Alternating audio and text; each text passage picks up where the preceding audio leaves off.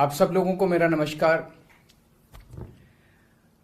आज का दिन भारत के इतिहास में एक तरह से भारतीय जनतंत्र के लिए काला दिन साबित हुआ।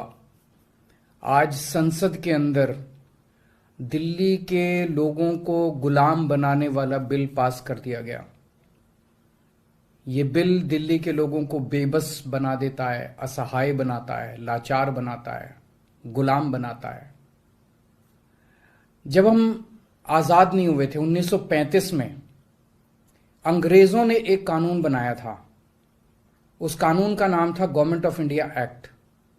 उस कानून में अंग्रेजों ने यह लिखा था कि भारत में चुनाव तो होंगे, लेकिन जो सरकार चुनी जाएगी उसको कोई काम करने की पावर नहीं होगी, काम करने की शक्तियां नहीं होंगी।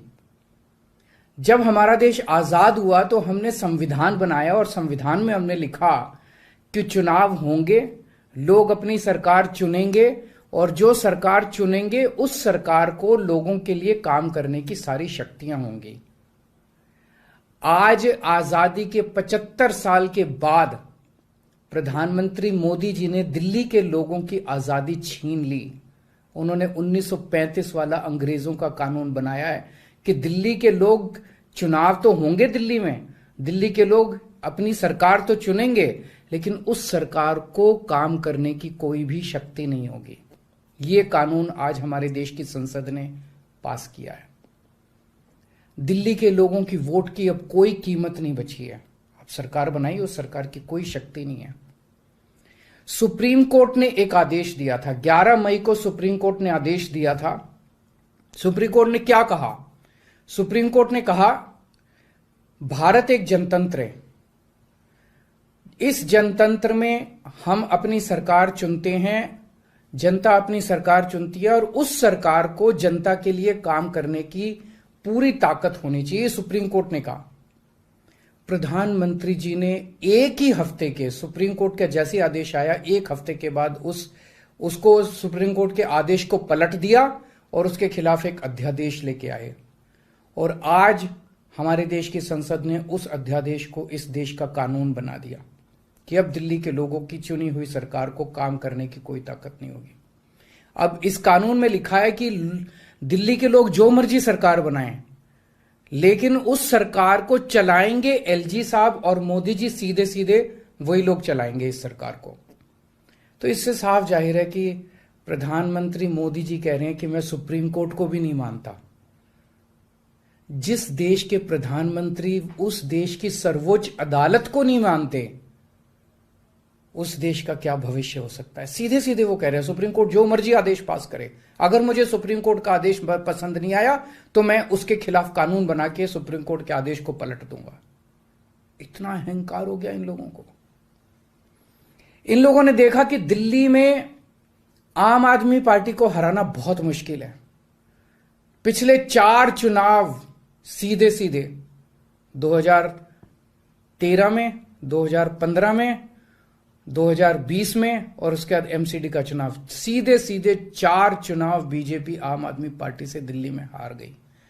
दिल्ली के अंदर 25 साल से ज्यादा हो गया बीजेपी की सरकार नहीं बनी है। 25 साल से इनको वनवास दिल्ली के लोगों ने दिया हुआ है।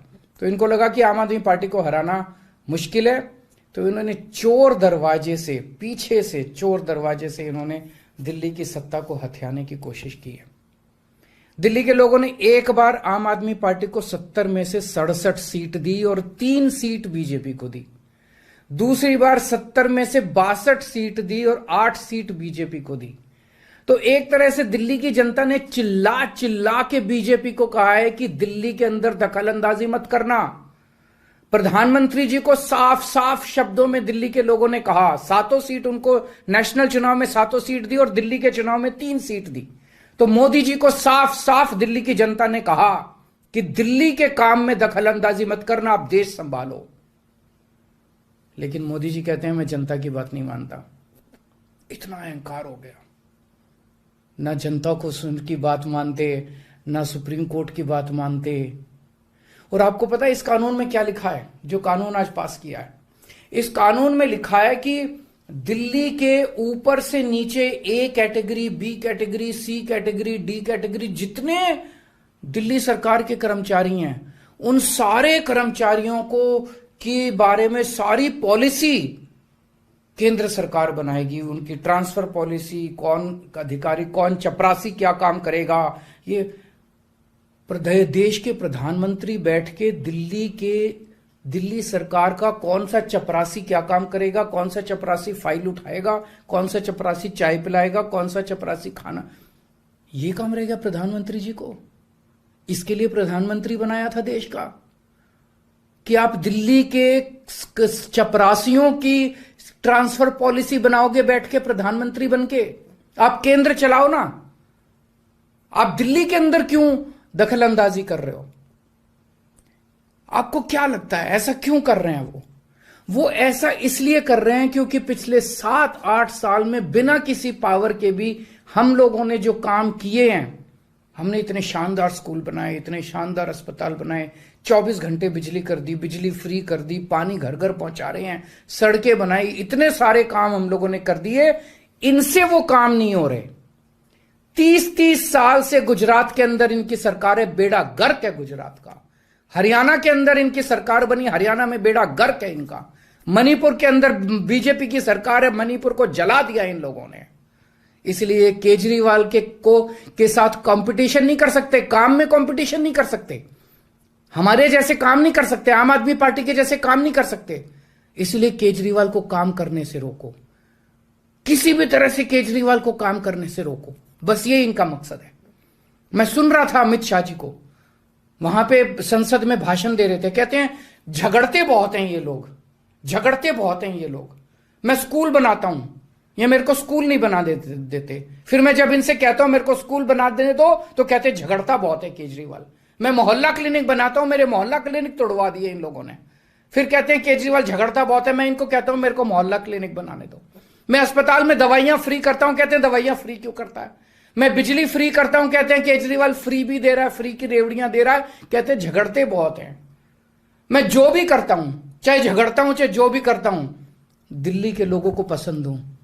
इसीलिए 3 बार 4-4 बार दिल्ली के लोगों ने मेरे को, जो भी कर रहा हूं ठीक ही कर रहा हूं, तभी 4-4 बार लोगों ने हमें वोट दिया।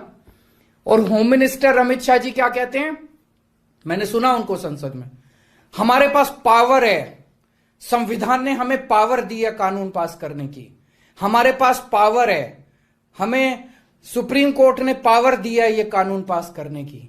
अरे आपको पावर दी है जनता की सेवा करने की, जनता के ऊपर अत्याचार करने के लिए पावर नहीं दी है आपको। इतना घमंड मत कीजिए अमित शाह जी। आपको पावर दी गई है ताकि आप विकास करें देश का, आपको पावर दी गई है ताकि आप देश के लोगों को शक्तिशाली बनाएं। आपको पावर इसलिए नहीं दी गई है कि आप देश के लोगों को लाचार बना दें और उनके वोट का अधिकार छीन लें। ये जो आप पावर पावर पावर पावर कर रहे हो, ये पावर आपको जनता की सेवा करने के लिए दी गई है। मैंने देखा है अमित शाह जी पिछले चुनाव में आप घर घर जाके दिल्ली के अंदर पर्चे बांट रहे थे, एक एक घर में जाके आप पर्चे बांट रहे थे। दिल्ली के लोगों ने आपको नकार दिया। अब आप दिल्ली के लोगों को तमाचा मारने आ गए। केजरीवाल से नफरत करते करते इस नफरत में इतने अंधे हो गए कि आपने दिल्ली के लोगों के ऊपर अत्याचार करना चालू कर दिया। और मैं प्रधानमंत्री जी को याद दिलाना चाहता हूं, 2014 के चुनाव में प्रधानमंत्री जी आप खुद आए थे दिल्ली, आपका भाषण उठा के देखिए। आपने दिल्ली की जनता को प्रॉमिस किया था कि मेरे को प्रधानमंत्री बना दो, मैं अब दिल्ली को पूर्ण राज्य बनाऊंगा। उसके पहले, हर चुनाव के पहले भारतीय जनता पार्टी ने आंदोलन किए हैं दिल्ली के अंदर दिल्ली को पूर्ण राज्य बनाने के लिए। और आज आप लोगों ने दिल्ली के लोगों की पीठ में छुरा घोंप दिया, अपनी वादे से मुकर गए। अगर आप ऐसे करोगे फिर प्रधानमंत्री पे कौन यकीन करेगा? आपने खुद बोला था 2014 में कि मैं फुल स्टेटहुड बनाऊंगा, फिर कौन जनता आपके ऊपर यकीन करेगी? 2015 में आपने मेरी शक्तियां छीनी दिल्ली सरकार की, जैसी हमारी सरकार बनी आपने हमारी शक्तियां छीन ली नोटिफिकेशन जारी करके। फिर भी बिना शक्तियों के हमने काम किया और दिल्ली की जनता ने मेरे को 2020 में 62 सीट दे के दिल्ली की जनता ने आम आदमी पार्टी की सरकार बनाई। क्यों? क्योंकि मैं दिल्ली का बेटा हूं और आप दिल्ली के नेता बनना चाहते हो। दिल्ली के लोगों को अपना बेटा पसंद है और दिल्ली के लोगों को आप जैसे नेता नहीं चाहिए। हम दिल्ली वाले दिल्ली से बहुत प्यार करते हैं और हम जानते हैं कि बीजेपी दिल्ली के लोगों से नफरत करती है, दिल्ली वालों से नफरत करती है। इस बार दिल्ली के लोग बीजेपी को एक भी सीट नहीं देंगे, लोकसभा में एक भी सीट नहीं देंगे। इस पूरे संघर्ष के अंदर बहुत सारी पार्टियों ने, बहुत सारे नेताओं ने दिल्ली के लोगों का साथ दिया। उन सब नेताओं को और उन सब पार्टियों को मैं तहे दिल से दिल्ली के 2 करोड़ लोगों की तरफ से शुक्रिया अदा करता हूं, धन्यवाद बोलता हूं।